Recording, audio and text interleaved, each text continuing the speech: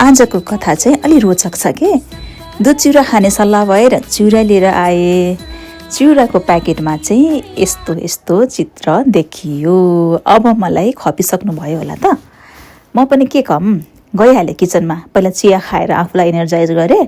बुढी चाहिँ तरकारी खानको लागि भिजाइरहेको थियो। सोया चङ्क्स भिजाइदिइहालेँ फटाफट। अनि पर्याङ पुरुङ भुटभाट पारेर मसला हालेर सिट्ठी स्वाइँका स्वाइँ 2 सिट्ठी लगाइदिएपछि बुढी पाक्यो। अनि अब भटमास साध्नु पर्यो भनेर भुटे, तर त्यो फोटोमा चाहिँ नसाँधेकै भटमास राखेको थियो चिउरामाथि। त्यसैले भुटेर मात्र साइडमा राखेँ। मलाई चाहिँ यसको बोक्रा निकालेर खान मनपर्ने भएर बदाम भटमास अहिले बोक्रा छोडाएर यसरी निकाल्छु कि।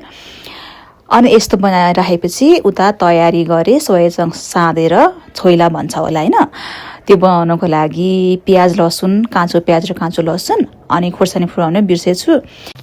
अब त्यही कराईमा मजाले पखालेर निचरेको चाहिँ सोया चङ्क्सलाई थोरै तेल हालेर भुट्ने। अनि यसमा चाहिँ टमेटोज पनि हालेको मिठो हुन्छ नि त, लपक्क बनाउँछ। अनि 2टा टमेटोजलाई बोइल गरेर त्यसको त्यो बोक्राएर भेट्नु चाहिँ फ्याँकेर मस्त म्यास गरिदिने। र यसमा चाहिँ नुन, बेसा, धुलो खोर्सानी, कागती अनि छोप छ भने छोप पनि, मैले चाहिँ लप्सीको छोप हालेँ थोरै। सबै थोक हालेर मजाले मोलिदिने। अनि धनियाँ पत्ता पनि हाल्ने। यति मोलेपछि त रेडी भइहाल्यो सोया चङ्क्सको छोइला। छोइला नै होला है, मलाई थाहा भएसम्म चाहिँ। मैले नेवारी खाना कहिले बनाएको छैन, यो चाहिँ मेरो फर्स्ट टाइम हो। अब त्यही कराई हेर्दा फोहोर देखिएला, तर त्यही तेल हालेर भुटेकै कराई हो।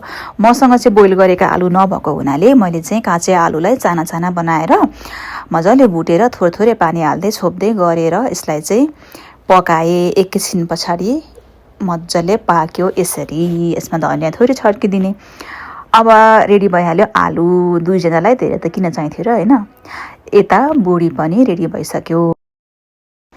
अनि मसँग चाहिँ घरैमा बनाएको दही एकदम थोरै थियो, 2 जनालाई नपुग्ने भएको हुनाले मैले चाहिँ कफी हुस्कले चाहिँ मजाले ब्लेन्ड गरेर यसलाई चाहिँ मोही बनाइदिएँ। यसमा पानी थप्छु र 2 ग्लास मजाले बन्छ सिसाको ग्लासको। गर्मी छ नि त, मोही खान यति मजा आउँछ। मलाई चाहिँ दही मोही धेरै मनपर्ने भएको हुनाले प्रायः आफैले घरमा जमाइराख्छु। अब पालो प्लेटिङको चिउरा हालेँ। त्यसपछि त्यहाँ हेर्दै त्यहाँ जसरी हालेको छ यो चाहिँ प्याकेटवाला त्यो अचारवाला माछा हो। त्यसपछि साग पनि पर्याङ पुरुङ पाएर एकैछिनमा भुटिहालेँ। अनि त्यसपछि त्यहाँ जस्तो जस्तो गरेको छ त्यस्तै त्यस्तै हेर्दै आफूले पनि प्लेटमा टक्कसँगले डेकोरेट गरेर राखेँ। रमाइलो हो नि त। खाना त सबै पेटमै जाने हो। अनि मसँग चाहिँ लप्सीको अचार पनि थियो, खटीमिठी थोरै त्यो पनि राखेँ। अनि एउटा